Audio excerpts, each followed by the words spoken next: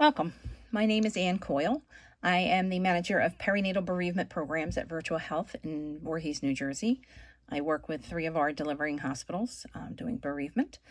And I just wanted to, get out some videos for some education for different departments and different hospitals, just to help improve things, in what we do and the people we care for. So we're just learning about some sensitive care for our families who experience miscarriage in the ED. So an emotional emergency is defined as an event that's traumatically emotional and provokes an emergent need for support. So that's why a lot of people show up in your EDs with miscarriages. Most of you, many of you, some of you don't consider it an emergency. It's just some bleeding. It's just something that's normal. They're not going to die from it most times, unless it was an ectopic or something like that.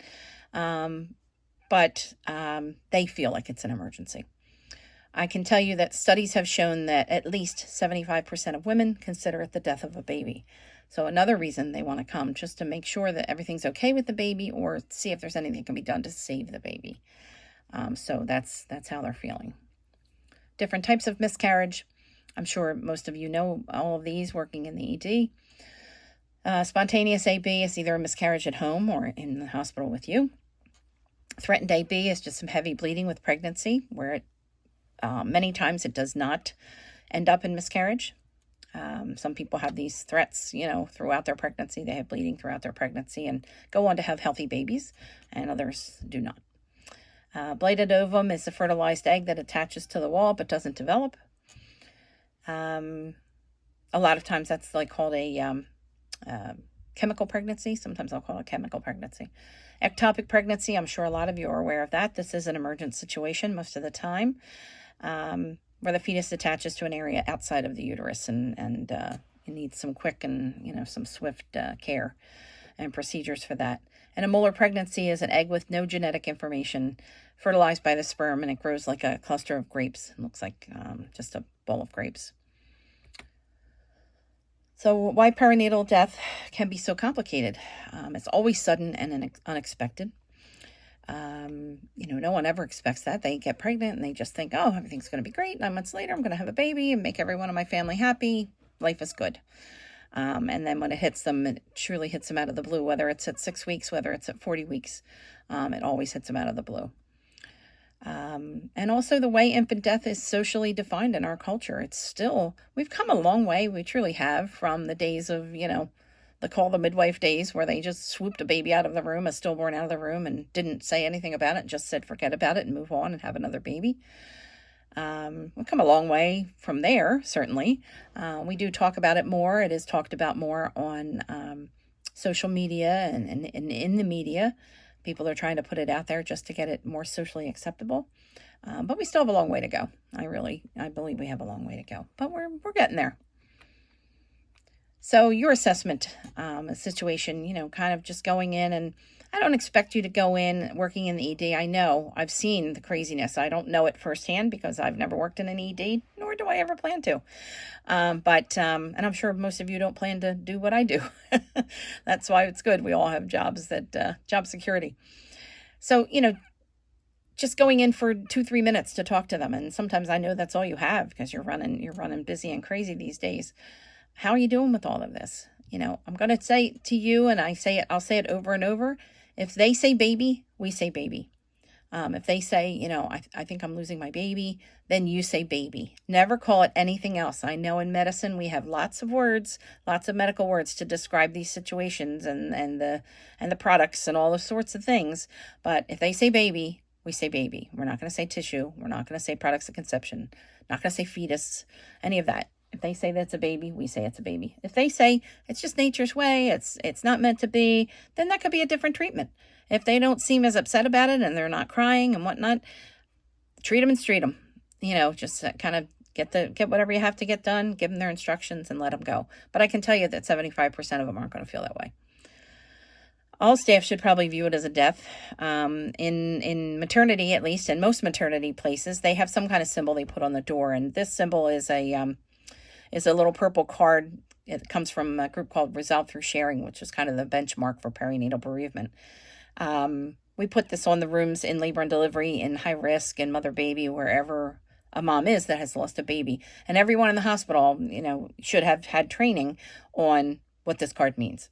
So the cafeteria, the lab, the housekeeper, everyone should know that that means that this mom has lost a baby, or this couple has lost a baby. And the baby may be in there with them if it's older. The baby that died might be in there with them. But they should know that somebody's going to be very sad when they go in there. So just to be mindful and just kind of be present for everyone. So the standards of care in OB, and I know you don't really need to know all this, but just kind of give you an idea of what we do for later losses. Everybody gets the same care, whether they are 15 weeks, whether they are 40 weeks. We offer them all the same care. We do use cultural sensitivity. There are certain cultures that will not, a lot of Asian cultures and Indian cultures will not do any memory making, take home anything that had to do with the baby, nothing, no picture, no lock of hair, no nothing. And we're sensitive to that. We ask them, we offer them everything. I always say to them, I'm going to offer you whatever we have. And you could definitely say no. You could say yes. You could say yes to a few things. And you can change your mind at any time. But there are certain people in certain cultures that will not do anything that we offer. And the reason why we offer all these things is because of all the women in the past. Our grandmothers, our great-grandmothers, all of those people in the past who never got to see their baby, got to hold their baby, had a picture, those kinds of things. It was all those wishes from the past. And that kind of normalizes it for most parents, because when you first start talking, you tell a woman she lost her baby, and then 15 minutes later, you're going to say, well, when the baby's born, we can take pictures of the baby and you can hold the baby. And they're like, whoa, I don't think so. It's not like everybody's going, yes, please give me all this. You really have to normalize it to them. I mean, it's the last time they'll see their baby. We want to try to make positive memories out of such a horrific negative experience that they're going through. We don't want to traumatize them more. We want to try to make this as easy of an experience, ease the experience as much as we possibly can. So we allow them to see the baby, hold the baby. We take pictures. We can do a blessing or baptism. We do footprints. We do foot molds. We give them all sorts of different keepsakes to do this. These pictures were taken by an organization called Now I Lay Me Down to Sleep. They're volunteer photographers that come into the hospital in non-COVID times to take pictures of the baby. And as you can see, they do them in black and white, and they are very forgiving and beautiful, and they retouch them and whatnot. So even if they don't come in, or they're not unable to come in, we take the best pictures we possibly can, and the parents can then send those pictures to Now I Lay Me Down to Sleep to have them retouched. However, I don't believe that they do any retouching under 20 weeks. So that's a harder thing for people, especially the miscarriages that you're going to see. Not that people are going to take pictures of the miscarriages, but there might be one somewhere, if she's, 15 weeks or 16 weeks or something like that, and they don't go up to their labor and delivery unit at that age, they might want to see the baby or touch the baby or whatever. What to say? There's very few things, to say. There's a lot of things not to say. But just basically, I'm so sorry for your loss. If you're the person giving the news, I wish I had better news. Or I wish I didn't have to tell you this. If you don't know what to say that. I don't know what to say. I've said to people in the past, oh man, I have no words for this. And just kind of leave it at that. You're not supposed to be able to have the perfect words to say. Everybody's like, I don't know what to say. No one expects you to have the perfect words to fix it, because there is no fix on this. There is no Band-Aid. There is no definite fix, especially with words. The best fix you can have is a hug, or, just holding someone's hand or something like that would be huge to them. And just letting them know that you're here if they need anything. I'm here if you need anything. I'll be right outside the door or whatever. What not to say? A lot of platitudes. I always tell my parents, there's a lot of God, a lot of angels, all that kind of stuff thrown at you. It's only a miscarriage. You can have other children. Why are you crying? These are things that parents have said. All this whole list was things that parents have told me that were said to them in EDs when they had miscarriages. And like I said, never say products of conception, never say tissue, abortion, and I'm going to add fetus. I should have added fetus on my slide. If they say baby, again, what are we going to say? We say baby. If they say it, we say it. Whether you believe it's a baby or not, or a ball of cells, it does not matter. They think that little stick with the 2 lines on it is a baby, and they plan their whole life from that little stick. So we respect how they feel. What families need from us. They need the news delivered with compassion and concern. Hopefully your physicians are good like that.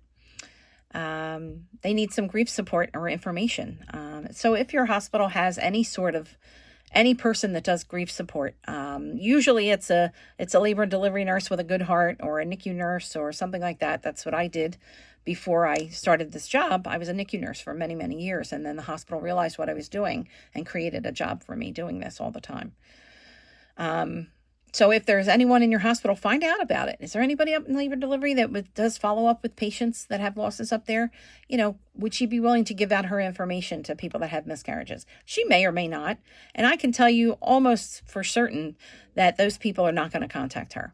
You can give her name and number to someone, and likely nobody's going to call her. My number has been given out. My name and number has been given out to literally hundreds of people over the last 6 years. And I rarely get phone calls. I get occasional texts. I might get an email, but I rarely get called. It's really too much energy for them to dial a phone. And then they're afraid they're going to start crying and I'm going to lose my crap talking to somebody on the phone. So they don't call. They will answer usually if you call them. So if you want to, have something with the nurse that you would gather this information and share the patient's information somehow with her, with the patient's permission, obviously. They may answer that. But even just giving a name or number would be huge, because they just feel like there is somebody. I'm probably never going to use it, but if I need it, I know I have this. And it really does give them a lot of reassurance. Any supplies for bleeding. I know this isn't the top of the triage list or the top of the priority list of getting into the ED. But, if you know somebody's bleeding, if they come in with vaginal bleeding, give them a couple pads, give them a chucks, give them some disposable underwear. It's not a big deal. Just because they're waiting out in that waiting room. I've heard of people waiting for 2, 3, and 4 hours in a waiting room, bleeding. And they, bleeding all over the seats, and they're embarrassed and in pain because they're cramping. And so just giving them some pads and all of that, pads, chucks, and underwear, it would be huge if you gave them some of those things. And you give them discharge instructions. Obviously, they're going to have bleeding and pain, when to call the doctor. They say, what do I do with the baby if it delivers at home? Well, really, they could bury it at home if they wanted to. It's not illegal in the state of New Jersey with a baby under 20 weeks. It's really not considered a baby yet. Over 20 weeks is considered a stillborn. If they're very early, it looks like a baby, but barely, around the 6 to 10 week time. So they could, very likely bury their baby at home. It's not illegal. Some townships and something might have some rules about it, but I asked a funeral home and they said it's not illegal in the state of New Jersey. I might want to talk to somebody about when they're selling their house, what's buried in the yard, but I don't know. I'm just telling you what's out there.